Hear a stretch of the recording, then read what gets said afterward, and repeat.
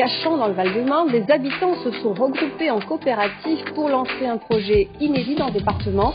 C'est un dispositif participatif pour le développement local des énergies renouvelables. Les habitants de Cachan, dans le Val-de-Marne, se sont regroupés en coopérative Sud Paris Soleil pour installer une centrale solaire. C'est une première.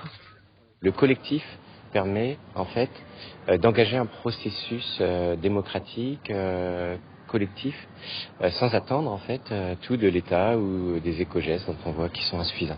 Ça paraît un peu bizarre de produire de l'électricité alors qu'on dit on veut faire une transition énergétique. Oui. Alors on sait que la transition, la première chose, c'est consommer moins. Oui.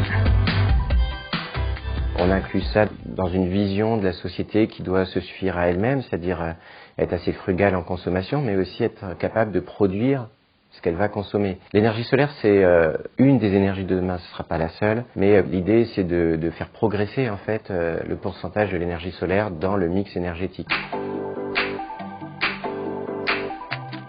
Comment ça s'est matérialisé concrètement?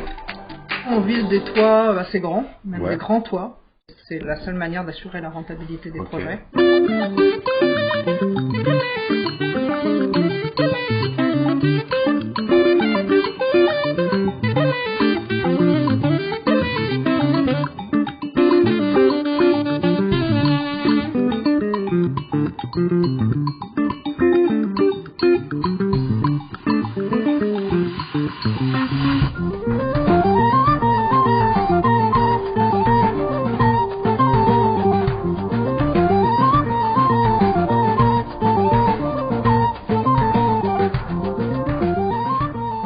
Et surtout les écoles, on trouve que c'est très important parce que, en fait, c'est les enfants qui vont transmettre l'importance du sujet pour le futur. Ouais, bien sûr.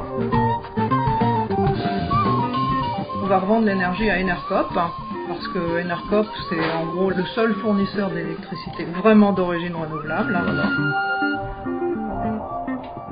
Cette action est soutenue par une association et fonds de placement Énergie Partagée.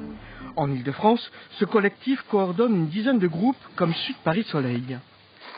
On va les aider sur de la technique, de l'économique, comment mieux communiquer, comment les aider à recruter des bénévoles. Énergie Partagée, c'est une association nationale qui anime les réseaux de centrales d'énergie renouvelable qui sont gérés par des citoyens.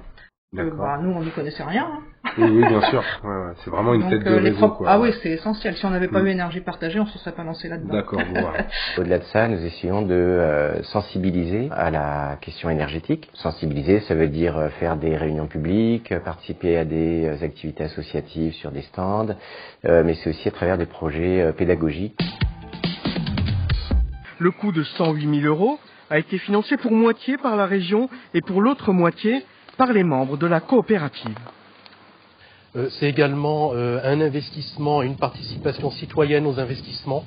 Donc c'est également donner du sens à son épargne plutôt que de rechercher une rentabilité de cet argent épargné. Il y a des citoyens qui ont de l'argent. Ouais. Et plutôt que de mettre son argent à la banque, ça peut aller dans les énergies fossiles ou dans les fonds de pension américains, et il vaut mieux le mettre dans un projet local, c'est vrai, qui fait marcher l'économie locale. On a pris des panneaux français, qui fait travailler des ouvriers français, et qui a du sens. Ouais, bien sûr. Voilà. Bon, et les gens, quand ils prennent une part, les parts sont à 100 €. Quand ils prennent une part, c'est pas un don. Non. C'est une part d'une société, c'est-à-dire qu'au bout de 5 ans, ils peuvent la revendre. Et normalement, elle leur a pris un petit bénéfice. Oui. C'est le premier principe, pas de but lucratif. Et le deuxième principe, c'est une gouvernance démocratique. Même si vous avez 100 parts, vous avez une voix en assemblée générale, comme celui qui a une seule part. Le deuxième pilier de l'aventure, c'est le partenariat avec les collectivités locales. Et c'est vraiment très très important, c'est indispensable. Les collectivités locales, ça apporte la pérennité pour les projets, ça apporte aussi la crédibilité par rapport aux habitants. Pour les collectivités locales, en fait, c'est aussi très intéressant parce qu'elles mettent en avant leur impact écologique, elles en parlent dans la presse locale, elles en parlent sur leur web, dans les réunions publiques.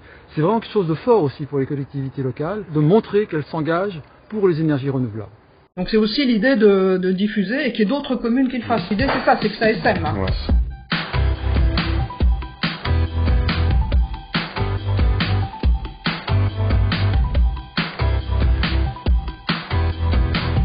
Les associations locales peuvent aussi développer d'autres types d'actions. Par exemple, le partage d'expériences et le conseil pour l'équipement de panneaux photovoltaïques. On va développer et on développe ce type de partage d'informations. Mais la législation sur l'achat d'électricité a changé récemment et les projets citoyens doivent s'adapter. Jusqu'à présent, l'électricité produite était vendue à un fournisseur, généralement Enercop, et distribuée dans le réseau. Les futurs projets ne seront plus sur ce schéma de vente totale d'électricité, mais en autoconsommation. L'électricité produite par un bâtiment producteur est consommée par ce bâtiment lui-même et éventuellement par d'autres bâtiments consommateurs situés à proximité. Ce collectif peut trouver sens au niveau d'une copropriété, d'un quartier, d'une collectivité. Il s'agit d'une démarche qui privilégie l'intérêt commun et les initiatives locales. C'est un nouveau défi. On aurait pu ne rien faire, on peut aussi agir en fin de compte. Là, c'est une action qui reste modeste, mais on peut aussi agir sur d'autres domaines pour réfléchir en fait à la relation que l'on peut avoir à notre environnement.